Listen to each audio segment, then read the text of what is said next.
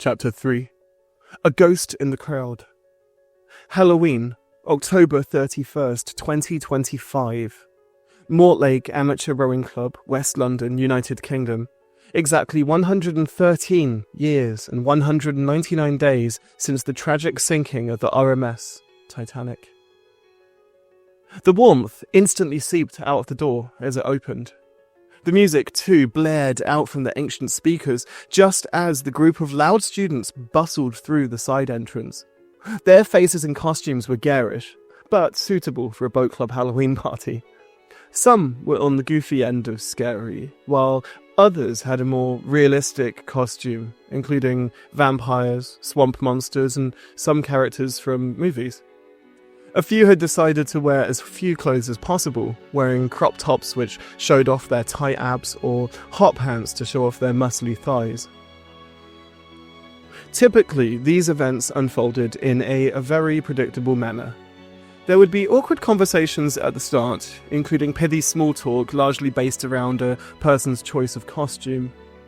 This awkward small talk, combined with the late arrival of the main body of guests, meant that those who attended early often got the most drunk. Then, inevitably, jello shots would make an appearance when everyone had ditched any semblance of dignity. After this, perhaps 2 hours after the boat club party started and was in full swing, pieces of their fancy dress would come off. There was a brief period where everyone was in full dress, only to be undone once everyone realised how impracticable and pointless it was to wear a mask or other such paraphernalia. By now, it was around 8 PM and the party was in full swing. No one had gotten blackout drunk, not yet. This meant that the whole affair was somewhat civilised and would remain so until the jello shots came out. Then it would be chaos. Controlled and predictable chaos. Typically, October evenings by the Thames could be freezing. Tonight was no exception. Small droplets of frozen rain and a rising dampness drifted toward the large hall of the boat club. In true Halloween style, the murky depths of the Thames did not look forgiving, with the moonlight reflecting unknown objects and detritus making its way downstream. The sadness of the sinking of the Titanic had never left Hugh. He'd stayed true to his word and love of rowing, and upon his deathbed, deep in the hull of the ship, he'd made a pact with God. And before thousands of tons of water washed his corporeal bag of flesh away into the depths of the Atlantic, he'd agreed with God to stay on the earth to watch over rowers on the Thames, to make sure they didn't suffer any fates as terrible as his. He had been tricked by the devil. He knew it. His soul knew it, meaning he was trapped watching the world pass by until Judgment Day. Over 100 years had made him resigned to this. He'd watched the world go by, he had seen the change of time and how the Thames had changed since his day. Much had changed, which made him remorseful. He was an onlooker and silent sentinel in a world which he couldn't interact with. He spent his days in sadness, or sometimes in hope, trying to influence the world of those around him. Hugh McElroy, in his spectral form, had largely forgotten the horrors and glory of the Titanic, the blunder of the seas, as he called it. It could not touch him now, meaning he could dedicate time to Mrs. Breacher's cottage and Mortlake Rowing Club, which had since changed its name by adding amateur to the name. He wasn't sure why the club had done this, but it mattered not. This evening, Hugh had begged God, one last time, to let him experience a party. He missed the crack of a good party. While he didn't know these people or who they were or what they were dressed as in their fancy dress costumes, he wanted to be part of something real again. He had begged God for years, especially at Halloween, to let him be part of the mortal world for just one evening. Forgive me, Jesus. Let me take part in this merry mortal dance one last time. Please. Oh, God. He repeated to himself as he stood by the railings, invisible, outside the main rowing club hall. It was a deep longing, It was something he had missed more than anything and been tricked out of. Rowing. His one true passion in life had been ripped away from him and taken by the devil and traded for his life. In his mind, the betrayal deserved the intervention of God to remedy. Tonight felt different. There was something about it. Perhaps it was the number 113, reflecting the total number of years since the Titanic had sunk. Or perhaps it was his angel number, specifically designed for him. He did not know.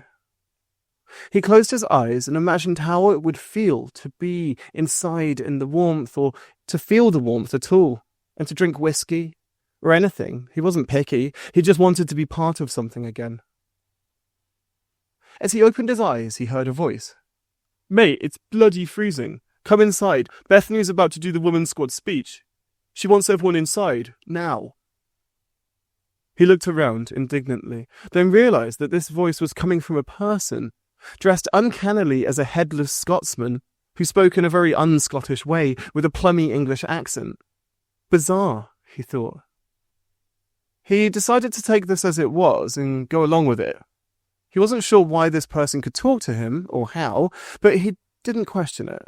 Perhaps his prayer had been answered. Thank the Lord, he thought. He didn't respond to the request immediately, taking it with caution. What could it be? A trap? Unlikely. He was dead and had been for over 100 years. So he followed the fancy-dressed Scotsman inside the venue. He noticed the same outline of the hall, the doors, the wooden frame of the windows, which were carefully placed around the main building, around the side of the building, and then noticed the glass. So much glass. This must have cost a pretty penny, he thought. He couldn't comprehend how beautiful the building looked now with all the glass, fresh paint and decoration. The lights, too. So much light coming from inside and outside. It was a lot to take in, and the sound was deafening. There was no band, no fiddles, and there was no one to be seen playing any instrument. Just noise. Loud noise and a rhythmic thumping like a drum, then the sound of violins and what sounded like a static from a broken telegraph machine, or the grinding of metal against metal. His old rowing club had changed a lot. Of course, over the years, when silently observing, he had noticed changes, but usually from afar. He was not given the chance to interact with the club directly.